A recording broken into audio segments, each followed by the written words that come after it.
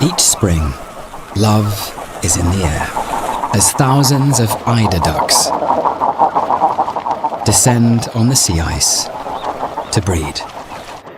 Males sport unmistakable black and white plumage with a green flash, while females are a more understated brown. With so many eager rivals, males go all out to impress with their rather charming mating calls.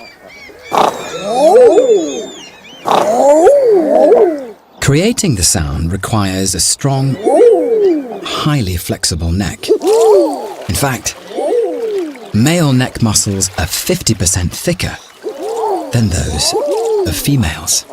The noise triggers a chorus of rivals.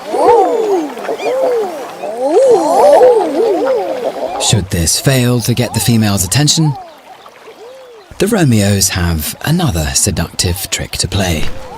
Flapping wings is one of a dozen eider duck courting rituals. Duck dad dancing. If a female accepts, she does so with a simple snort. The quirky calls have paired another couple. It's a date.